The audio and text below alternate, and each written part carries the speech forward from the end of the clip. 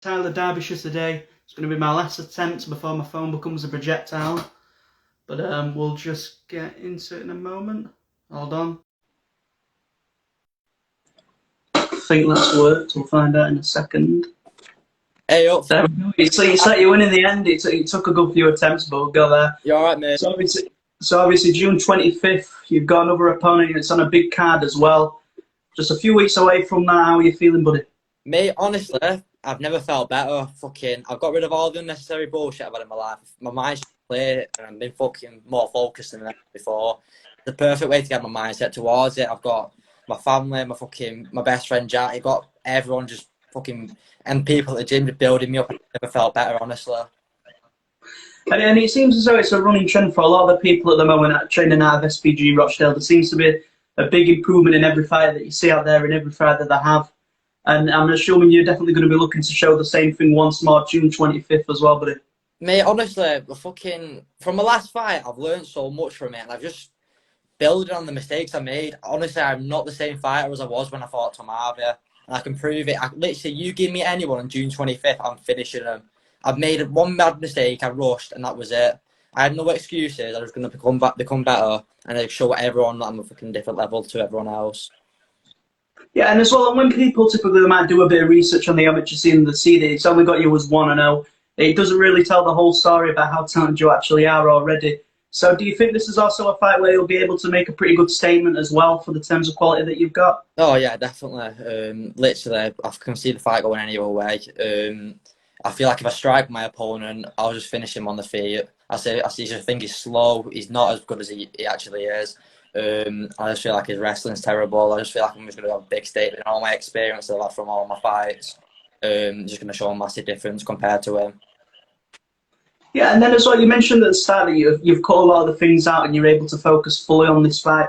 And has that also been like an extremely big difference in the improvement that you've made over the last couple of weeks, coming even closer to the fight as well? Yeah, definitely. I just feel like I've had so much stress going in between some of my fights, and it's no excuse, nothing on my half. It's no excuse, but I just feel like my mind's more clearer than ever.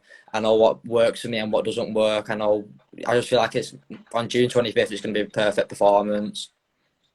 And as well, you look at the other names that are on that card as well. You've got some of the most respected amateurs, there's pro title fights as well. And to sort of be another name on that card, another prospect to show on the FCC, what is that like for you as well, so early on in your amateur career? Oh, mate, it's amazing. FCC is the biggest show you can get on at this stage. It's had every bit of history to it. It's had all the best fighters from all around Europe who've gone to the UFC on that show. Literally, if you don't know, you're going to find out, and you're going to know who I am by the end of the show. Yeah, and then just touching back on SPG Rochdale and the training out of there, in terms of what you'd say is the biggest improvement for not just yourself, but everyone in that gym over the last couple of weeks that you've seen, is there a change in atmosphere at all, or is it just the same progression in general? It's just the hard work that we're all putting in. We fit all year round. I think it's just the hard work we've all put in every single time, and it's finally paying off for showing everyone what we can do. We're working on every single aspect of the game, and we're all working hard towards it. Yeah, and then you mentioned that I know you don't really come out of camp, you're always training year-round, basically. Short notice, any notice, it doesn't really matter for you. And do you think that's one of the things that you can sort of use as an advantage for yourself going in there, knowing that you're never not training, you're always continuously progressing when someone might be taking a break or something like that? Yeah, mate, 4 days or 400 days, whoever it is, give me the match and I'll fight them. I'm not scared of anyone. I'll take on any other fight, and I'm fit all year round. If you give me anyone, I'll fight them. Yeah, and then as well, after this fight, I know you won't be overlooking your opponent at all or overlooking this fight, but have you got a sort of trajectory that you're looking towards this year, or how many fights that you're looking to get in before the end of 2022, or is it just as it comes? As many as I can get. Honestly, I've got this one. I've got the start of August. I'm fighting for the IMAF. So then I've got the end of August. I'm hoping to get a match. And then as many as I can get. Honestly, I want to be fighting probably like 6 times by the end of this year. Yeah, and as you mentioned there with the IMAS, obviously, Four Nations, it's a great way to start get that experience for the IMAS to be like. So is that something that you'll also be looking towards maybe next year or year after? Yeah, definitely. I just want to get as much experience as I can. I'm only 16. I'm just learning. I'm getting better every single day and get 1% better every single day. I'm training harder than anyone. And I just want to make a massive statement and just get everything I've learned. Yeah, and as well, I'll just sort of touch on it. I know you're very confident for this fight going into it, and it's great to see for you, buddy. But if you had a sort of way that you see this fight ending or finishing or anything like that, is there any sort of way you see the fight going other than a win? I don't know, to be fair. When I'm thinking about this fight, I can either see him as just finish him, or I'm badly going to beat him up if he don't get finished. Either way, it's just going to be dominance, and it's going to be a massive statement. I am not the same person I was in my last fight, and I'm going to show it. There you go. Well, that's pretty much everything from me. So obviously you'll be looking to make the statement.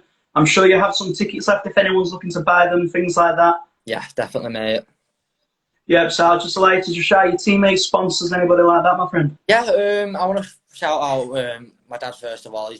He does everything for me. I want to thank my coach and everyone at SBJ. And I want to make a little call out quickly. Just kind of, yeah. Right. John Johnson.